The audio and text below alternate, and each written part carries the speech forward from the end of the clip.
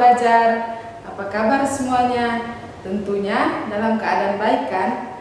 Berjumpa kembali bersama saya Yohana Inalintukan, peserta pembatik level 3 tahun 2020 dari Kabupaten Lembata, Provinsi NTT. Kali ini kita akan belajar materi sistem pernapasan pada manusia pada kelas 8 semester 2. Adapun tujuan pembelajaran yang akan dicapai yaitu yang pertama menjelaskan organ-organ pernapasan pada manusia, dan yang kedua menjelaskan mekanisme pernapasan pada manusia. Sahabat rumah belajar, setiap saat manusia menghirup dan menghembuskan udara. Selama bernapas, udara terus keluar dan masuk melalui organ-organ pernapasan. Bernapas adalah proses menghirup atau memasukkan oksigen dari lingkungan hidup dan mengeluarkan karbon dioksida dan uap air melalui alat pernapasan. Dapatkah kamu menyebutkan apa saja organ yang menyusun sistem pernapasan pada manusia?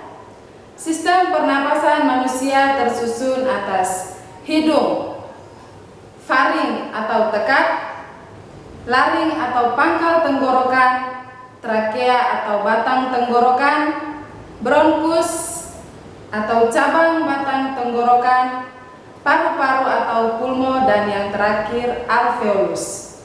Sahabat rumah belajar, saat kita bernapas, udara masuk melalui hidung.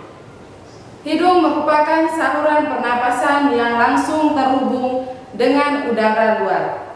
Hidung manusia memiliki keistimewaan, yaitu memiliki rambut-rambut di dalamnya yang berfungsi untuk menyaring udara pernapasan.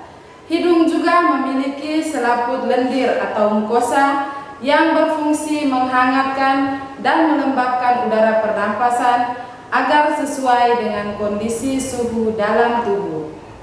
Udara akan diteruskan ke tekak atau faring. Faring terletak di belakang rongga hidung dan mulut.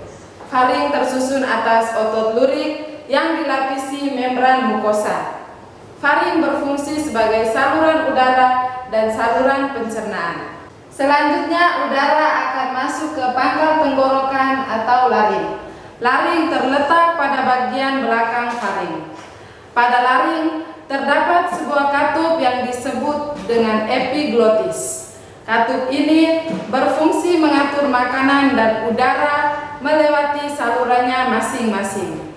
Di dalam laring terdapat pita suara yang merupakan organ penghasil suara pada manusia. Setelah itu udara masuk ke batang tenggorokan atau trakea. Udara yang masuk ke laring selanjutnya masuk ke batang tenggorokan atau trakea. Trakea merupakan saluran pernapasan yang memanjang dari pangkal rongga mulut sampai rongga dada. Trakea juga merupakan saluran yang menghubungkan laring dengan bronkus. Setelah dari laring, udara masuk ke bronkus atau cabang batang tenggorokan. Batang tenggorokan bercabang ke kanan dan ke kiri. Tiap-tiap cabang bermuara di paru-paru. Cabang batang tenggorokan tersebut dinamakan dengan bronkus. Setelah itu, udara masuk ke bronkeolus. Di dalam paru-paru, bronkus bercabang-cabang lagi yang disebut dengan bronkeolus. Pada ujung-ujung bronkeolus terdapat gelembung-gelembung kecil dan berdinding tipis yang disebut dengan alveolus. Organ pernapasan yang berikut yaitu paru-paru. Paru-paru merupakan alat pernapasan utama yang terletak di dalam rongga dada dan terdiri atas dua bagian, yaitu paru-paru kiri dan paru-paru kanan. Paru-paru dibungkus oleh selaput rangkap dua yang disebut dengan pleura. Pleura ini berfungsi melindungi paru-paru dari gesekan saat mengembang dan mengempis. Di dalam paru-paru terdapat bagian yang berperan dalam pertukaran gas oksigen dan karbon dioksida yaitu alveolus. Dan organ pernapasan yang terakhir yaitu alveolus. Alveolus tersusun atas jaringan epitel pipi dengan dinding yang elastis dan mengandung banyak kapiler darah. Struktur tersebut memungkinkan terjadi pertukaran gas secara difusi. Oleh karena itu, alveolus berperan sebagai tempat pertukaran gas oksigen dan karbon dioksida pada proses pernapasan. Sahabat rumah belajar, pada saat kita bernapas berlangsung dua mekanisme, yaitu menghirup udara atau inspirasi dan menghembuskan udara atau ekspirasi, yang melibatkan pertukaran udara antara atmosfer dengan alveolus paru-paru.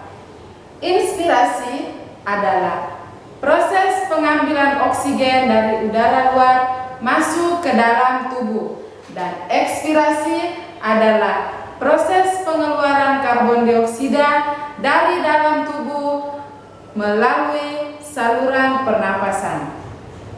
Kedua proses ini dapat dilakukan melalui mekanisme pernapasan dada dan pernapasan perut. Pernapasan dada terjadi saat otot antar tulang rusuk berkontraksi.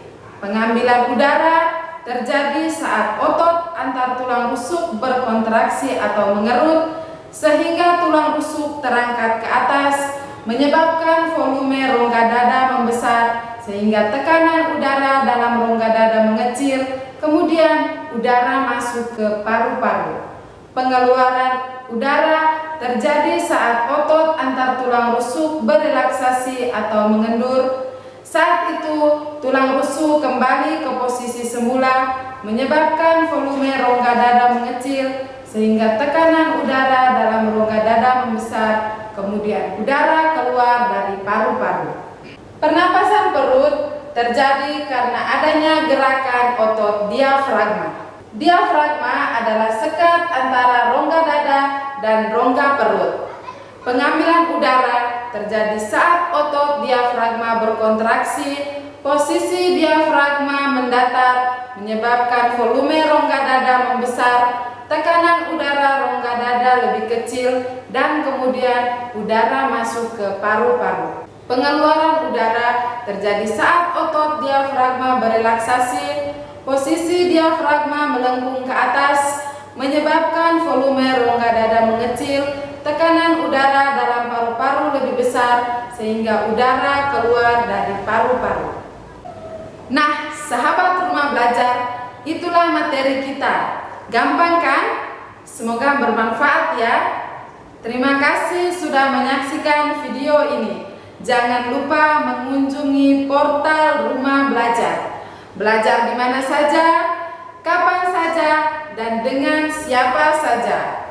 Salam sehat, salam rumah belajar dari guru SMP Negeri 3 IAP Timur Satap Hamahena.